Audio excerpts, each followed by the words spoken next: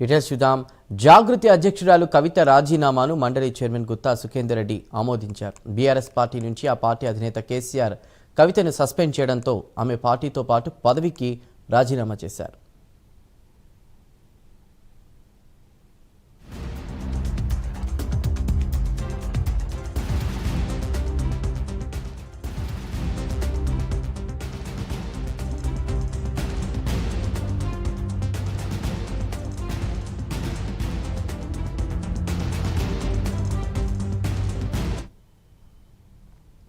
జాగృతి అధ్యక్షురాలు కవిత రాజీనామాను మండలి చైర్మన్ గుత్తా సుఖేందర్ రెడ్డి ఆమోదించారు. బీఆర్ఎస్ పార్టీ నుంచి ఆ పార్టీ అధినేత కేసీఆర్ కవితను సస్పెండ్ చేయడంతో ఆమె పార్టీతో పాటు పదవికి కూడా రాజీనామా చేశారు.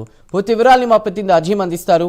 అజీం, జాగృతి అధ్యక్షురాలు కల్వకుంట్ల కవిత ఎమ్మెల్సీ రాజీనామాను మండలి చైర్మన్ గుత్తా సుఖేందర్ రెడ్డి కొద్దిసేపటి క్రితమే ఆమోదించారు. అయితే 4 నెలల క్రితం ఏదైతే పార్టీ నుంచి బీఆర్ఎస్ పార్టీ నుంచి కవితను సస్పెండ్ చేశారు, ఈ తరుణంలో కవిత బీఆర్ఎస్ పార్టీ నుంచి సస్పెండ్ చేయడంతో తన ఎమ్మెల్సీ పదవికి కూడా రాజీనామా చేసింది. సో ఈ నేపథ్యంలో 4 నెలల నుంచి కూడా ఏదైతే ఎమ్మెల్సీ గా ఉన్నటువంటి కవిత రాజీనామాను మండలి చైర్మన్ యాక్సెప్ట్ చేయలేదు. అయితే ఇప్పుడు జరిగినటువంటి తెలంగాణ అసెంబ్లీ శీతాకాల సమావేశాల సమయంలో మండలిలో తన చివరి ప్రసంగానికి అవకాశం ఇవ్వాలి, అవకాశం ఇచ్చిన తర్వాత తన రాజీనామాను యాక్సెప్ట్ చేయాలని చెప్పి కూడా మండలి చైర్మన్ గుత్తా సుఖేందర్ రెడ్డిని కలిసి కవిత కోరడం కూడా జరిగింది, విజ్ఞప్తి కూడా చేశారు. సో ఈ నేపథ్యంలో కవితకు ఒకసారి మండలిలో మాట్లాడే అవకాశాన్ని కూడా మండలి చైర్మన్ గుత్తా సుఖేందర్ రెడ్డి కల్పించడం కూడా జరిగింది. దాంట్లో టీఆర్ఎస్ అంటే ఒక ఎమోషనల్, కేసీఆర్ అంటే ఒక ఎమోషనల్ అని చెప్పుకుంటూ కూడా కవిత మాట్లాడడం కూడా జరిగింది. హరీష్ రావు పై గత 10 ఏళ్ల ప్రభుత్వంపై అనేక ఆరోపణలు కూడా చేయడం కూడా జరిగింది. సో ఖచ్చితంగా ఒక వ్యక్తిగా వెళ్తున్నాను, ఒక శక్తిగా తిరిగి వస్తాను అని చెప్పి కూడా కవిత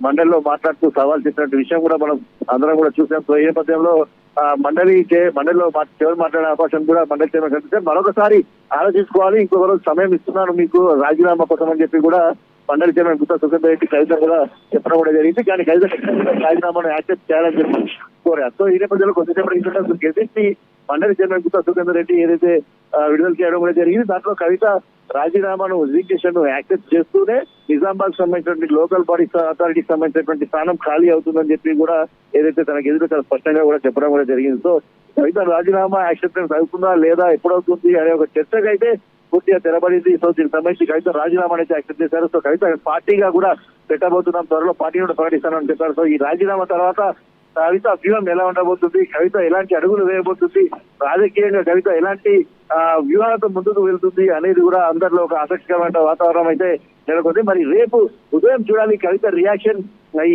ఏదైతే ఈ రాజీనామా ఆమోదించిన తర్వాత కవిత రియాక్షన్ ఎలా ఉండబోతుంది, టీఆర్ఎస్ పార్టీకి సంబంధించిన నేతల రియాక్షన్ ఎలా ఉండబోతుంది అనేది కూడా చూడాల్సి ఉంటుంది. Right Azeem, thank you.